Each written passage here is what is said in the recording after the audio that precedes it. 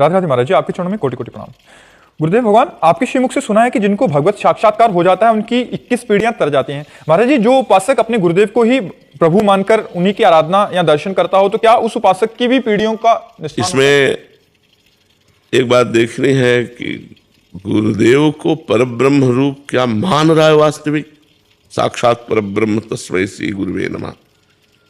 यदि मान रहा है तो फिर और किस परमात्मा के दर्शन करने हैं? और गुरु और इष्ट तो एक ही है। अगर अपने गुरु में भगवत भाव हो गया तो हम तो अपने ब्रह्म के दर्शन करते हैं, अपने ब्रह्म से बात करते हैं। तो ये भाव बना रहेगा ना, मेरे गुरुदेव साक्षात परब्रह्म है। तो ध्यान मूलम गुरु मूर्ति, पूजा मूलम गुरु पदम, मंत्र मूलम गुरु वाक्य, मोक्ष मूलम गुरु कृपा। तो वही गति होगी जो इष्ट के दर्शन से होती, वही गुरु के दर्शन से होती। जो इष्ट के ध्यान से होती, वही गुरु के ध्यान से होती है। पर हमारी वैसी निष्ठा बन जाए कि मेरे गुरु साक्षात परब्रह्म परमात्मा है, ऐसी भावना हो जाए। कृष्ण राधे राधे महाराज जी। महाराज जी, ये ध्यान क्या है? क्या नाम या वस्तु पर मन को केंद्रित करना ही ध्यान है? मुझसे महाराज जी ऐसा हो नहीं पाता महाराज जी। लक्ष्य पर पूर्ण एकाग्र हो जाना ही ध्यान है। जो भी हमारा लक्ष्य है, जैसे नाम है, रूप है, भगवान की दिव्य रूप में ध्यानस्थ हो गए। नाम पाहारू दिवस निश, ध्यान तुम्हार कपाट। रात दिन भगवान का जब नाम जप करोगे तब भगवान का ध्यान लगेगा। पहले हृदय पवित्र हो, मन एकाग्र हो, तब भगवान के चिंतन में। लक्ष्य पर दृढ़ स्थिति हो जाना, एकाग्र हो जाना ध्यान कहते हैं। ध्यानस्थ मतलब बाह्य शून्य, एकदम भगवदाकार दृष्टि। पर उसके लिए साधना चाहिए। यम नियम प्राणायाम प्रत्याहार, तब ध्यान धारणा समाधि। तो हमें चलो इतना कठिन साधन नहीं, पर नाम जप करो, पवित्र आहार करो, गलत आचरण ना होने पावे, पाप आचरण ना होने पावे। धीरे धीरे मन को एकाग्र करो। लक्ष्य से मन हटे, फिर उसे घसीट के लक्ष्य पर लाओ। बार बार ऐसा करोगे तो अभ्यास के द्वारा हमारा चित्त, हमारा मन परमात्मा में लगने लगेगा। परमात्मा में लगना ही ध्यान है, प्रभु में लग जाना ही ध्यान है। एकाग्र, जैसे वैसे भी किसी कार्य के लिए कहते ध्यान पूर्वक कीजिए, तो ध्यान पूर्वक करने का मतलब एकाग्रता पूर्वक कीजिए। आप अपनी वृत्ति को बाहर मत जाने दीजिए, जो कार्य कर रहे हैं उसे ध्यान पूर्वक कीजिए। तो ध्यान का तात्पर्य होता है एकाग्रता, अपने लक्ष्य पर स्थित हो जाना। समझ पा रहे हैं आप? तो नाम जप कीजिए, पवित्र आहार कीजिए, शास्त्र स्वाध्याय कीजिए, सत्संग कीजिए, तो धीरे धीरे हृदय हमारा ध्यान की तरफ जाने लगेगा। महाराज जी, मैं राम जी का नाम जप करता हूँ। तो हाँ, बहुत बढ़िया। तो महाराज जी, कोई मंत्र भी है राम जी के लिए या केवल राम नाम? राम राम जपो, बस राम राम जपो। ये महान सामर्थ्यशाली है। नाम जपते रहो, विश्वास करो और नाम जप करते रहो। ठीक है। गोस्वामी तुलसीदास जी कह रहे हैं, भगवान शंकर को साक्षी करके कहता हूँ कि जो 2 अक्षर राव माँ, ये मेरे माई बाप है, इसी से मुझे सब कुछ प्राप्त हो गया है। तो सब कुछ प्राप्त हो जाएगा। भगवान के नाम में लगो। ठीक है। भगत सिंह जी महाराज जी। गुरुदेव भगवान, आपके चरणों में कोटि कोटि प्रणाम। महाराज जी, आपके एकांतिक प्रवचन सुनने एवं प्रेरणा से भक्ति भाव, भजन व नाम जप के साथ ग्रस्त के दायित्वों का निर्वहन करते हुए संसारिक इच्छा रखना आध्यात्मिक कल्याण मार्ग में बाधक है क्या? संसारिक इच्छाएं भी है, भक्ति मार्ग भी शुरू कर दिया। वैसे अध्यात्म का स्वरूप है इच्छा रहित हो जाना, पर हम इच्छा सहित ही अध्यात्म में कदम रखते हैं। अध्यात्म ही हमें इच्छा रहित करता है। सब कोई जो चलता है तो इच्छा सहित ही चलता है, और अध्यात्म का जब रंग छाता है तो इच्छा रहित हो जाता है। तो हमारी जो लौकिक इच्छाएं हैं उनका भी आदर है अध्यात्म में। जैसे भगवान ने कहा, अर्थार्थी, जिज्ञासु और ज्ञानी 4 प्रकार के मेरे भक्त हैं। तो संकट निवृत्ति के लिए परम सामर्थ्यशाली सर्वांतर्यामी परमात्मा की शरण लेना, अर्थ प्राप्ति के लिए या परमात्मा को जानने के लिए, और परमात्मा प्राप्त हो गए उन्हें ज्ञानी महात्मा कहते हैं। तो 4 प्रकार के भक्त बताए। तो अर्थ आदि या आवश्यकताओं की पूर्ति परमात्मा से कराने के लिए इच्छा रखना, ये कोई विशेष बाधक नहीं है। बाधक है पर विशेष बाधक नहीं है। और बाधक इसलिए है कि मुझे मुक्त होना है संसार से, तो हर इच्छा का त्याग करना पड़ेगा। या भगवान की प्राप्ति करनी है तो हर इच्छा का त्याग करना पड़ेगा। पर अभी भगवान की प्राप्ति की इच्छा जागी नहीं। तो इसलिए जो हमारी वर्तमान की समस्याएं हैं, हम वो भगवान से निवेदन कर सकते हैं। वो सर्व सामर्थ्यशाली हैं, वो हमारी इच्छाओं की भी पूर्ति कर देंगे और हमें परमार्थ का मार्ग भी दे देंगे, हमें भगवत प्राप्ति का भी मार्ग दे देंगे। समझ पा रहे हैं आप?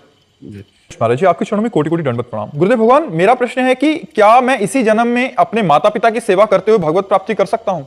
कर सकते हो, इसीलिए मानव देह मिला है, साधन धाम मोक्ष कर द्वारा, ये तो मिला ही है। माता पिता में भगवत भाव करके उनकी सेवा करो और नाम जप करो तो निश्चित भगवत प्राप्ति हो जाएगी। पर भगवत प्राप्ति करना चाहो तब ना। और यद्यपि संसार को साधन बनाकर भगवान को साध्य बनाना चाहिए, और भगवान को साधन बनाकर संसार साध्य कर रहे हैं। अगर हम संसार मांग रहे हैं तो भगवान को साधन माना और संसार को साध्य माना, जबकि होना ऐसा चाहिए कि संसार की सब भोग सामग्री साधन बन जाए और भगवान हमारे साध्य बन जाए। तो लक्ष्य तो माता पिता की सेवा करके, समाज की सेवा करके, नाम जप करते हुए हम पूर्ण कर सकते हैं। पर लक्ष्य हमारे अंदर बने तब ना कि मुझे भगवत प्राप्ति करनी है। प्रबल इच्छा हो जाए अंदर से कि मुझे भगवत प्राप्ति करनी। जैसे भूखा आदमी केवल भोजन चाहता है, प्यासा आदमी केवल पानी चाहता है, ऐसे मैं भगवान को चाहूं, ऐसे मैं प्रभु से प्यार करूं, ऐसे मैं प्रभु के लिए तड़पने लगूं। इसके लिए खूब नाम जप करो, माता पिता परिवार समाज जिसकी भी सेवा करो, सब में भगवान विराजमान है, ऐसी भावना करो। गुरुदेव भगवान, संसार से आसक्ति कैसे हटाएं? भगवान में आसक्ति होने पर संसार की आसक्ति स्वयं नष्ट हो जाती है। भगवान में आसक्ति करने के लिए भगवान का नाम जप, भगवान की लीला कथा सुनो, भगवान की सेवा करो, भगवान के भक्तों की सेवा करो, भक्तों का संग करो, तो इनकी कृपा से संसार की मलिन आसक्ति भगवान में निर्मल आसक्ति के रूप में परिवर्तित हो जाएगी। यही साधन लंबे समय तक करो, कोई पापाचरण न करो, कोई मनमानी गंदा आचरण न करो, तो नाम जप, साधु संग, भगवान की लीला कथा सुने और गाए, नाम कीर्तन करें, इसी से भगवान में आसक्ति हो जाती है। जो नवधा भक्ति है ये भगवान की आसक्ति के लिए ही तो है। तो भगवान का भजन करो तो भगवान में आसक्ति हो जाएगी। जगत का चिंतन करोगे तो जगत में आसक्ति हो जाएगी, जगदीश का चिंतन करोगे तो जगदीश में आसक्ति हो जाएगी। हमारा जहाँ चिंतन होता है वही हमारी आसक्ति हो जाती है। प्रारंभ कैसे करें महाराज जी? नाम जप से, राधा राधा राधा राधा। कैसे नाम जप करते तो एकाग्र नहीं हो पाता जी? नाम जप करते हैं तो मन एकाग्र नहीं हो पाता। धीरे धीरे आगे चलकर एकाग्र होगा। अभी पूर्वाभ्यासी मन बार बार भाग के जाएगा, लेकिन हम बार बार हटाकर नाम जप करते रहे तो नाम में लगने लगेगा। सांसारिक भोगों में ज्यादा लगता है? हाँ, सबका लगता है। तुम्हारा इन्हें किसी से भी पूछ लो तो सबका मन लगता है। तो जैसे पानी की ढलान ऐसे होती है, जिधर ढलान होगी उधर जाएगा।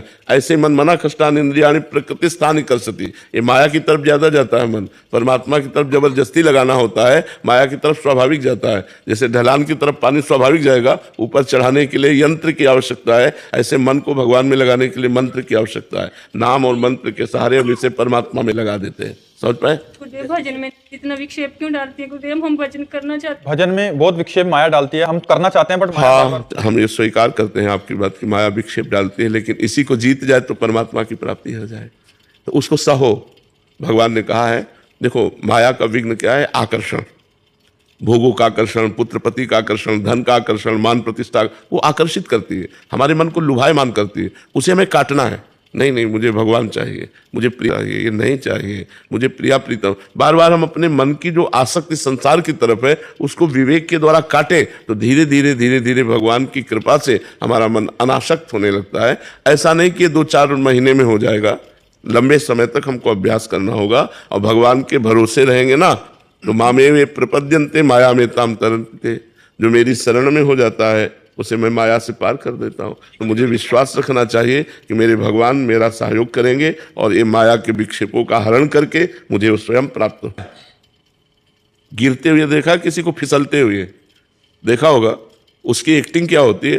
वो सबसे पहले आसपास देखता, कोई देखा तो नहीं।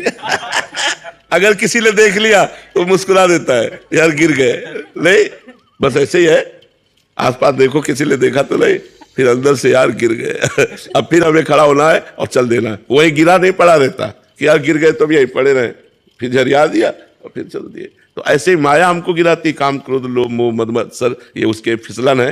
किसी में फिसल गए तो यार मुस्कुरा दोगे, यार गिर गए, चूक हो गए, सॉरी, फिर आगे बढ़ो। ये तो वीरों का मार्ग है। ऐसा थोड़ी कि गिर गए तो निराश हो गए, उत्साह हो हीन हो गए, ऐसा नहीं। गिर गए तो फिर खड़े हो, फिर दौड़ लगाओ, फिर अपनी मंजिल को प्राप्त करो। बिना लक्ष्य प्राप्त किए हमारे कदम रुकने नहीं चाहिए। भले गिरना कोई आश्चर्य की बात नहीं, लेकिन गिरकर पड़े रहना ये आश्चर्य की बात है। अपने लक्ष्य तक न पहुंच पाना, अपने गोल तक न पहुंच पाना, ये कायरता है। गिर गए ठीक है, लेकिन हम फिर दौड़ लगाते हैं। हमारा गिर जाना स्वाभाविक है, क्योंकि शिव विरंची का मोह है। बड़े बड़े ईश्वर कोटि के महापुरुषों को मोहित करने की सामर्थ्य माया रखती है। शिव विरंची का मोह को है पुराण अस जिये जान भजी मायापति भगवान। तो हम तो जीव हैं, ये ईश्वर कोटि के जनों को भी माया लुभायमान कर लेती है। इसलिए हमको निराश नहीं होना, उदास नहीं होना, हताश नहीं होना, आगे बढ़ते ही जाना चाहिए। राधे राधे महाराज जी। महाराज जी, यदि हम किसी कर्म का फल शरणागति भाव से स्वीकार करते हैं तो उसके बाद मन में कई बार ये प्रश्न उठता है कि शायद इससे मैं और ज्यादा अच्छा कर सकती थी, अपना कर्तव्य पूर्ण रूप से करने से चूक गए। महाराज जी, शरणागति में ऐसा भाव आना चाहिए क्या महाराज जी, कि और अच्छे से हो जाता, हम उसको स्वीकार नहीं कर पाते उस समय कि ये जो किया प्रभु ने। तो ठीक है, अगली बार से और अच्छा कर लीजिएगा। और अगर शरणागत का भाव पूछिए तो प्रभु ने जैसा कराया वैसा हो गया, अब आगे जैसा कराएंगे वैसा हो जाएगा। मैं और अच्छा कर सकती हूँ, ये अहम की बात है, लेकिन प्रभु इससे अच्छा भी करा सकते हैं, ये शरणागत की बात है। अगर शरणागत हो तो हर बात में प्रभु को लाओ, प्रभु को जैसा कराना था वैसा करा दिया, आगे जैसा कराना होगा वैसा करा लेंगे। ये शरणागत की भाषा है। और अहंकार की भाषा है कि ये क्या मैं इससे अच्छा भी कर सकती थी, अच्छा करूँगी, ये संसारिक पुरुष की भाषा है। लेकिन वो शरणागत की भाषा है। यदि भगवान की शरण में हो तो जैसा उन्होंने कराया, अब आगे और अच्छा कराना चाहेंगे वो करवा लेंगे। उनके भरोसे रहकर नाम जप कीजिए और अच्छे कर्म कीजिए। श्री हरिवंश महाराज जी। महाराज जी, हमें अपने चिंतन में ये रखना चाहिए कि शरीर त्यागने के बाद हमें वैकुंठ वास मिले या ब्रजवास मिले। वैसे हमें इन दोनों बातों का चिंतन नहीं करना चाहिए, हमें वर्तमान में चिंतन करना चाहिए कि हम एक मिनट भी चिंतन न छोड़ें, राधा राधा राधा राधा।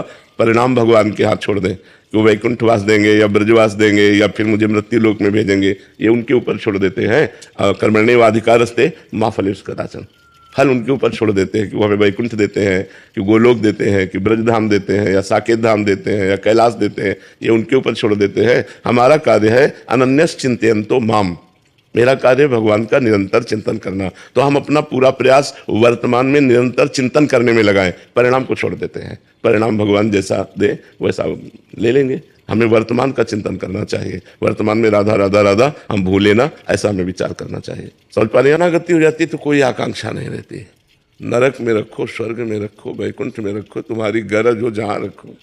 यत्र यत्र मम जन्म कर्म भी नारके परमे पदे थवा, राधिका रत निकुंज मंडली तत्र तत्र हृदय में विराजता। ये हरिवंश महाप्रभु कह रहे हैं। यत्र यत्र मम जन्म कर्म भी, मेरा कर्म के अनुसार जन्म हो, चाहे नरक भेजो, चाहे वैकुंठ भेजो, चाहे परम पद भेजो, मुझे इसकी कोई चाह नहीं। चाह एक है, आप मेरे हृदय से कभी विस्मृत न हो। हे लाडलीजू, आप अपने परिकर के सहित मेरे हृदय में स्फुरित होती रहो, फिर मुझे नरक भेजो, वैकुंठ भेजो, इससे बिल्कुल। महाराज जी, यही बात भगवत रसिक जी। हाँ, नरक स्वर्ग पवर्ग आस नहीं त्रास है, जा राखो ता रहो मान सुख दास से। ये जब उच्च कोटि की शरणागति हो जाती है तो दर्शन देव ये भी बात नहीं रहती। वो भजन में इतना आनंद में डूबा रहता है कि भगवान खुद उसका पिंड नहीं छोड़ते, तो वो दर्शन की भी मांग नहीं करता। उसके नेत्रों में पी मूर्ति नयनन बसे तेहि रस राय समाए, ये लक्षण सुन प्रेम के और न कुछ सुहाए। सब कुछ उसे प्राप्त हो जाता है, वो चाहे क्या, मांगे क्या। अब जो सिद्ध भक्त होते हैं, भगवान मान लो पूछ भी लिए कि आपको क्या चाहिए, तो भगवान से पूछते हैं कि आप बताओ आपको क्या चाहिए आपको क्या चाहिए, क्या सेवा करूं, मुझे आपसे कुछ नहीं चाहिए। वो इतना तृप्त कर देते हैं अपने जन को कि लोक पर लोक की कोई चाह नहीं रह जाती। जहां जैसे रखो तुम्हारी मौज प्यारे, मैं आपका हूं, जो जो प्यारो करे कोई मोहि भावे। राधे राधे महाराज जी। महाराज जी, जब किसी साधक के हृदय में कोई आध्यात्मिक इच्छा हो और उसे प्राप्त करने हेतु साधना के प्रयास के पश्चात भी वो पूर्ण ना हो, तो साधक को क्या करना चाहिए? नाम जप करना चाहिए, नाम जप का प्रयास जारी रखना चाहिए। आज नहीं हम सफल हो पा रहे तो हम आगे सफल हो जाएंगे, क्योंकि हमारे साथ भगवान है। हमारी सफलता निश्चित है, विजय हम निश्चित प्राप्त करेंगे। आज हमसे पूर्ण अभ्यास नहीं हो पा रहा तो कल हम जरूर कर लेंगे। हम ऐसे भावना में रहें, ऐसे विश्वास में रहें और प्रयासरत रहें, कभी निराश नहीं, हताश नहीं, उदास नहीं। ये इस मार्ग में ऐसे नहीं चला जाता, ये सफलता नहीं मिली तो निराश हो गए, उदास हो गए, हताश नहीं। अतिशय रगड़ करे जो कोई तो अनल प्रगट चंदन ते होए। अगर अधिक रगड़ कर दी जाए तो चंदन शीतल होता है लेकिन आग पैदा कर देगा। तो अभ्यास के द्वारा हम क्या नहीं कर सकते। हम आज अभ्यास कमजोर है हमारा तो हम असफल होते जा रहे हैं, लेकिन हम सफलतापूर्वक अभ्यास करेंगे, हम आगे निकलेंगे। हमको निराश उदास हताश नहीं होना है, हमें प्रयासरत रहना है। बिल्कुल असफलता हमें नहीं छू सकेगी। तो गुरुदेव, अगर लगे कि हम काबिल ही नहीं है उसका, कभी हो नहीं पाएंगे, कभी लगे कि हम उस स्थिति के काबिल ही नहीं है, तो फिर तो स्थिति के काबिल कोई नहीं है, काबिल तो भगवान बनाते हैं। जब हम राधा राधा जपते हैं तो श्री जी हमें काबिल बनाती है। हाँ, ये जरूर है कि गंदे आचरण छोड़ने की चेष्टा करनी चाहिए। जो आचरण धर्म विरुद्ध है वो आचरण नहीं करने चाहिए। अगर वो आचरण करेंगे तो फिर परमार्थ में कैसे चलेंगे। मान लो आप अपवित्र आचरण करने से आपका मन निराश हो जाएगा, आप भगवान की तरफ से हट जाएंगे। पापवंत कर सहज स्वभाव, भजन मोर ते भाव न काऊ। एक होता है कि हम चल रहे हैं लेकिन फिसल गए, और क्या होता है जानबूझ करके पापाचरण करना। तो जानबूझ के यदि पापाचरण करोगे तो परमार्थ में नहीं चल पाओगे, फिर आप मतलब वो केवल बातें हैं। अब हम चल रहे हैं, चलते चलते हमारा गलत संग हुआ, कुछ गलती हो गई, वो क्षमा हो जाएगी, फिर आगे चलो, फिर आगे बढ़ो। लेकिन जानबूझ करके हम करेंगे तो क्षमा नहीं होगा। गलती हो गई तो आगे फिर भगवान चांस देते हैं। सबसे गलती हो जाती है, बड़े बड़ों से गलती हो जाती है। गलती वाला मार्ग है। मान लो काई पे दौड़ना है तो चाहे जितना दौड़ा को फिसलेगा फिसलेगा, क्योंकि फिसलन है तो माया की काई पड़ी हुई है अध्यात्म में, वो फिसलाएगी। लेकिन आपको मजबूत कदम रखना, अगर फिसल गए तो फिर खड़े हुए, फिर मजबूत कदम रखते हुए चले।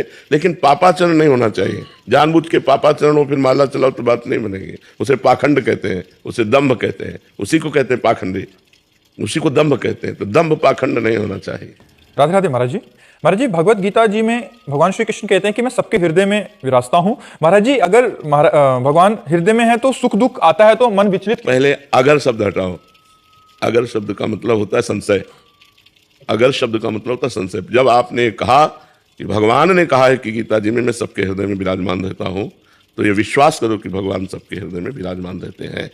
अब अगला प्रश्न जो उसमें आपका है कि सुख दुख किसको अनुभव में आता है, क्या ऐसा प्रश्न किया? जी महाराज जी। नहीं, हृदय में फिर विचलता क्यों हो जाती है, सुख दुख? भगवान हृदय में विराजमान है, सुख दुख तुम्हारे मन में आता है। तुम्हारा मन भगवान का चिंतन नहीं करता, तुम्हारी बुद्धि भगवान में स्थित नहीं है, इसलिए हृदय में रहते हुए भी सकल जीव जग दीन दुखारी, सबके हृदय अछत अविकारी, अविनाशी निर्विकार परमात्मा सबके हृदय में विराजमान है। लेकिन सब जीव दीन और दुखी हैं। क्यों? तहां वेद अस कारण राखा, भजन प्रभाव संत श्रुति वाका। वेद और संत जन कहते हैं भजन, भजन ना होने के कारण हृदय में भी भगवान के विराजमान होने पर भी हम दुख सुख में लिप्त हो जाते हैं, हम पाप में लिप्त हो जाते हैं, हम जन्म मरण को प्राप्त होते हैं। इसलिए भगवान ने गीता जी में ही कहा, मयि एव मन आधत्स्व मयि बुद्धि निवेश है, निविशस्यसि मयि एव अत ऊर्ध्वं न संशया। मेरे में ही मन लगा दे, मेरे में ही बुद्धि लगा दे, तो मेरे में ही निवास करेगा, इसमें कोई संशय नहीं। तो जरूरत है मन बुद्धि को भगवान में लगाने की। भगवान तो हृदय में क्या, रोम रोम में, कण कण में विराजमान है। भगवान के सिवा कोई सत्ता ही नहीं है। पर हमारे अंदर भगवान का चिंतन कहाँ हो रहा है? हमारे अंदर संसार का चिंतन हो रहा है, भोगों का चिंतन हो रहा है, रुपया का चिंतन हो रहा है, व्यक्तियों का चिंतन हो रहा है। तो जो चिंतन होता है वही स्थिति मानी जाती है। अगर भगवान का चिंतन हो तो स्थिति भगवान में। भगवान अविनाशी आनंद में, तो अविनाशी आनंद में भाव तुम्हारे अंदर रहेगा। और संसार विनाशी दुख सुख में, तो वही संसार का है। तो आप अपना चिंतन संभालिए, आप भगवान का चिंतन कीजिए, भगवान का अनुभव आपको होने लगेगा तो आनंद में हो जाएंगे। दुख सुख संसार, आनंद भगवान, आनंद स्वरूप भगवान का चिंतन कीजिए।